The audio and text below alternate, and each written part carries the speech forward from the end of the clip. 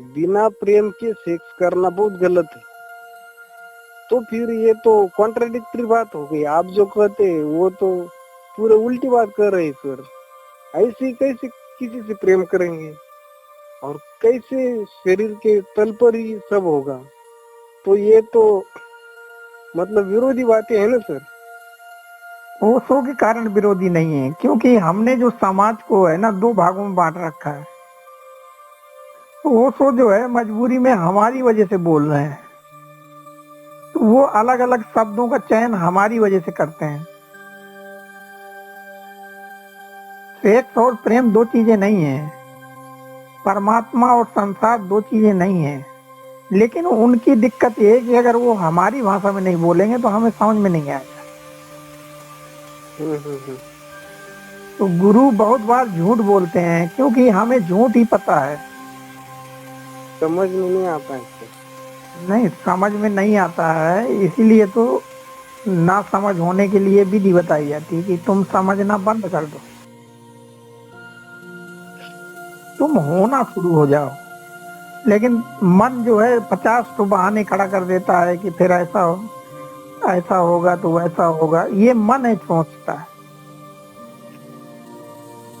क्योंकि वहाँ डंडे तो मन को ही पड़ने हैं ना।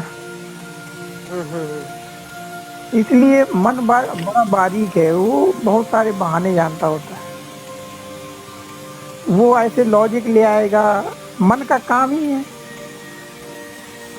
इसीलिए तो कहा जाता है कि आप चुपचाप बैठ जाइए बस।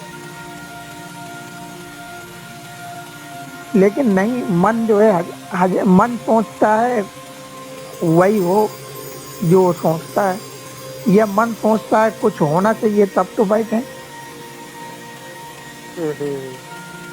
तो जब तक ये मन और शरीर का जो नहीं समझ पाओगे तब तक उस कंडीशन को नहीं पा पाओ। अभी साक्षी भाव के कंडीशन को जिया नहीं, लेकिन मन ने जो है तमाम प्रकार के प्रश्न खड़े कर दिए।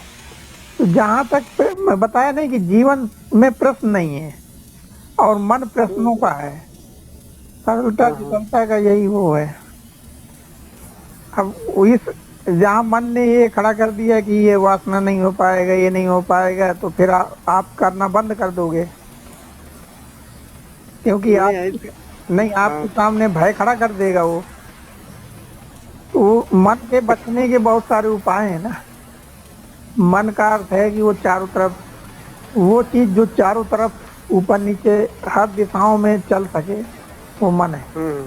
तो अगर आप 1 घंटा बैठ जाओगे, 2 घंटा बैठ जाओगे, अगर लगातार बैठोगे तो आप सोचते हो कि मन फिर क्या करेगा? मन फिर दूसरे रास्ते पकड़ेगा। मन के लाखों करोड़ों आनंद इनफिनिट है। वो फिर जो है एक ईगो पैदा करेगा। तो मन को ऐसा ना सोचो कि मन केवल ये डरवा रहा है कि वो अरे वासना में ही तो रहोगे। वासना में प्रकृति रखती है आपको। वासना तो प्रकृति की, शरीर की जिम्मेदारी है, वो आपकी जिम्मेदारी नहीं है। लेकिन वासना तो बेसिक प्रिंसिपल है ना। आप कुछ ना करो जीवन में, समझ में आ गया मेरे को। आप कुछ भी ना करो, आपको नया शरीर देगी। नया शरीर वासना वासना शरीर का हिस्सा है। पूरा सृष्टि वासना में जी रहा है। प्रकृति जो है हर चीज को बार बार शरीर दे देती है, और शरीर से शरीर का मिलन ही तो वासना है। वासना कोई विकास का वो क्रम नहीं है जहाँ से प्रकृति के बाहर चले जाओगे। देखो, यहाँ तक तुम्हारी प्रकृति हेल्प करती है, यहाँ के बाद प्रकृति हेल्प नहीं करती है। तुम अगर कोई प्रयास न करो तो तुम वासना में जीते रहोगे। अब प्रकृति को, एक शरीर को वासना में जीने लायक बनाने में कोई दिक्कत नहीं, वो प्रिंसिपल में है, उसके ऑटोमेटिक है वो। जैसे सूरज निकलता तो शाम हो जाती है। ओके, वो हो ही जाएगा। लेकिन तुम कभी मनुष्य के ऊपर नहीं जा पाओगे, तुम पशु के तल पे ही रहोगे। लेकिन ये मन डरवाता है कि यार तुम्हारा ये छूट जाएगा, वो छूट जाएगा। अरे छूट जाए साला, अगर हम उसी घर में घुसे रहेंगे तो हम हवा में कैसे उड़ेंगे? अब हमें मन ये समझा रहा है कि अरे उस घर में पंखा लगे हैं, खिड़कियां हैं, और आसमान में तो छत नहीं है, आसमान में दीवारें नहीं है।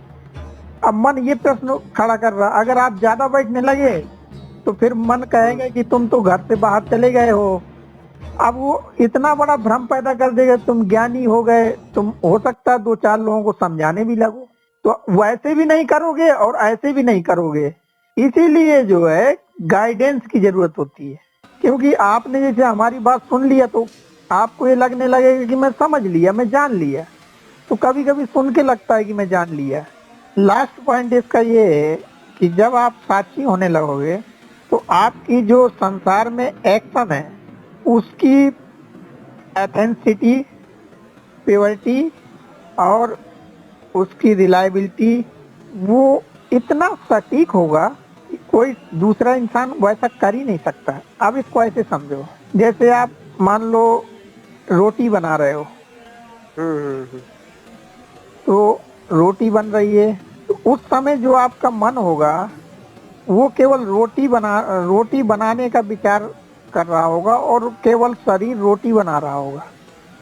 विचारों की जो श्रृंखला है वो टूट चुकी होगी और एक ही विचार एक काम को बहुत सटीक से 100% कंसंट्रेशन से कर रहा होगा। तो नंबर ऑफ फ्रिक्वेंसी नहीं होगी थॉट्स की। आपके सोते जब साक्षी हो जाता है इंसान, तो जो एक्शन होता है उसमें हजारों विचार आते हैं, उसमें कोई विचार नहीं, एक ही विचार आता है और एक ही विचार को शरीर एक टाइम में एक ही काम कर रहा होता है। और जब किसी काम को 100% कंसंट्रेशन से शरीर और मन एक लब्ध होके कर रहे होते हैं तो उसमें परफेक्शन, कंप्लीटनेस, क्वालिटीनेस और क्रिएटिविटी और प्योरिटी ये 100% होती है, एब्सोल्यूट होती है। जब विटनेस हो जाता है आदमी तो जो थॉट्स है वो उसकी यूनिटी हो जाती है शरीर से। शरीर जो सोच रहा है, वो मन जो सोच रहा है, शरीर जो कर रहा है वो एक ही होता है, दो नहीं होते हैं। तो अगर कोई ये कहे कि हम ये संसार का ये काम नहीं कर पाएंगे, तो वो जो संसार का काम करेगा वो बहुत ग्रेट वर्क होगा। इसका जो इंटेलिजेंस है वो यूनिवर्स से कनेक्ट होके होता है।